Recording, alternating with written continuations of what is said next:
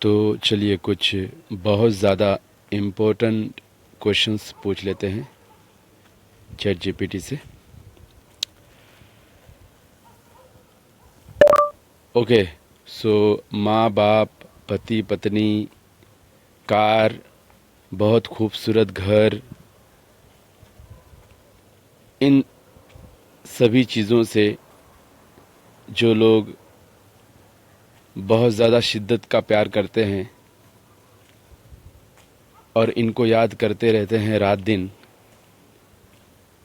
اپنی زندگی میں، جوانی سے لے کے بڑھاپے تک اور بچپن سے لے کے جوانی تک بھی،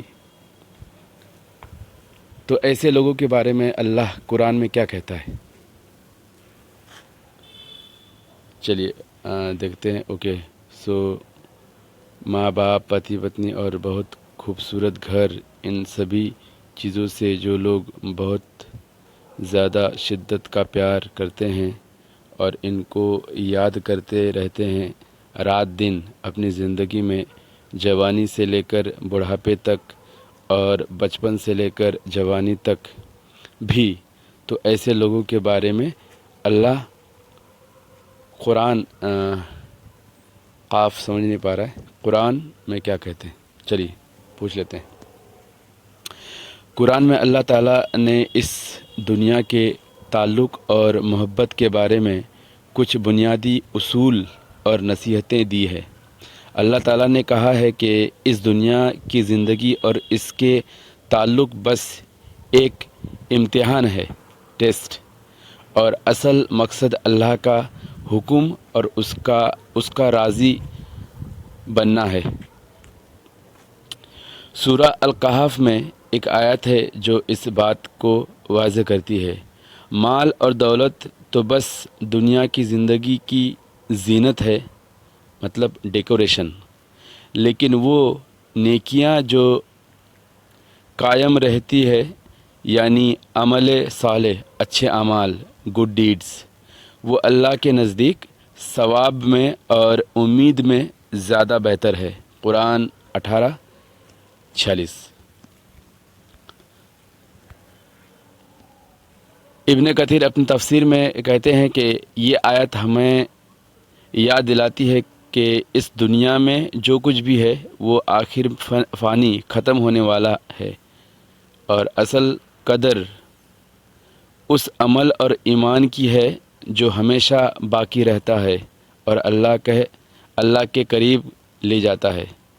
ایک اور مثال سورہ التوبہ میں ہے جو کہتی ہے، کہو اگر تمہارے باپ، تمہارے بیٹے، تمہارے بھائی، تمہاری بیویاں، تمہارے قبیلے، وہ مال جو تم نے کمایا ہے، وہ تجارت جس میں تمہیں نقصان کا خوف ہے، اور وہ گھر جنہیں تم پسند کرتے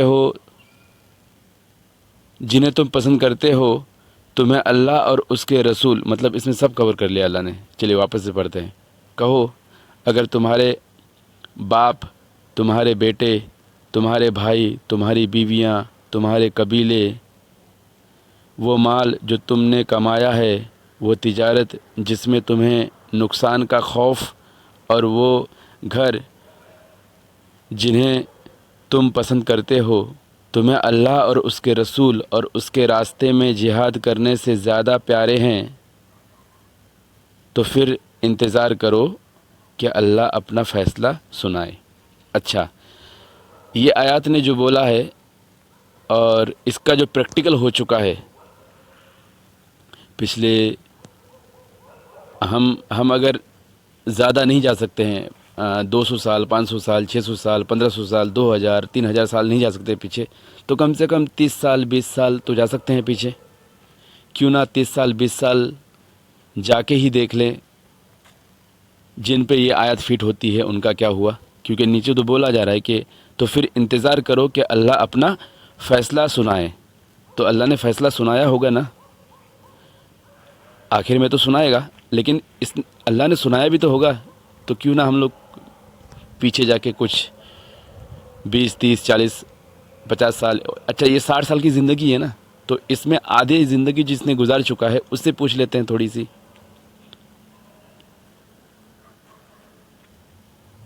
تو ہمیں اس آیات کی تفسیر پریکٹیکل دکھ جائے گی. چلیے، قرطبی اس آیات کے حوالے سے کہتے ہیں کہ یہاں اللہ ہمیں بتا رہے ہیں کہ اگر انسان دنیا کے تعلقات اور چیزوں کو اللہ کے راضی ہونے اور اس کے حکم پر چلنے کے مقام سے زیادہ پیارا سمجھتا ہے تو یہ ایک بڑی غلطی ہے اور غلطی کی سزا ملتی ہے. یہ دنیا اور اس کے تعلقات ایک وقت کے لیے ہیں جبکہ اللہ اور اس کا حکم ہمیشہ کے لیے ہے. اللہ اکبر. ایسے ہی قرآن یہ بھی کہتا ہے کہ اللہ کا ذکر اور اس کی عبادت ہی اصل خوشی اور سکون کا ذریعہ ہے، اور دنیا کی محبت اگر انسان کے ایمان اور عمل کے راستے میں رکاوٹ بن جائے تو اس سے دور رہنا ہی بہتر ہے.